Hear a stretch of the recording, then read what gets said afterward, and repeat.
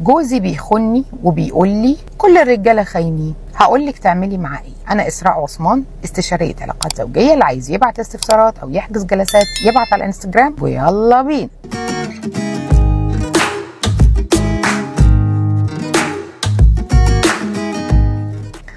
الجمله بتاعت كل الرجاله خاينين هتسمعيها من الراجل الخاين، هتسمعيها من الراجل اللي عايز يبقى خاين، هتسمعيها من ام الخاين، هتسمعيها يمكن من امك انت شخصيا. هدف كل الناس اللي بتقول كده واحد، وهو مصلحه الشخص المؤذي. امك ابوكي ممكن يكون هدفهم ان بيتك ما يتهدش، ولكن خليني اقول لك حاجه، مفيش حد حاسس باللي انت حاسه، ومفيش حد هيساعدك، ولو جالك الضغط والسكر مفيش حد هيشيلهم عنك. فخليكي فاهمه كويس قوي ان الكلام ده كلام فيستك، مفيش حاجه اسمها كده. خليني اشرح لك حاجه. احسن سيناريو لاي راجل في العالم هو ايه؟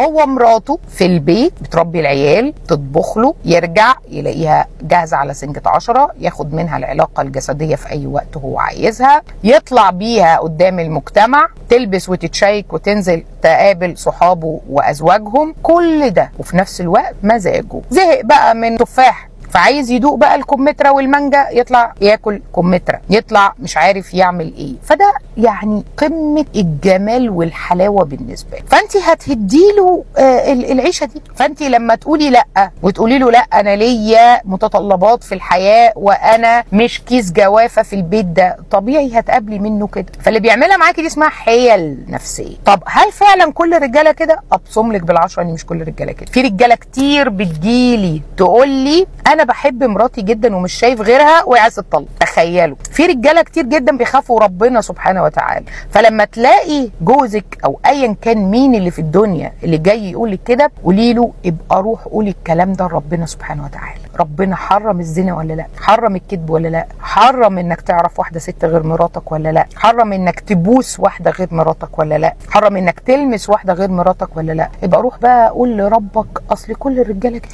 ولا انت يا ماما بيروح يقول لربنا سبحانه وتعالى انا زقيت بنتي على ده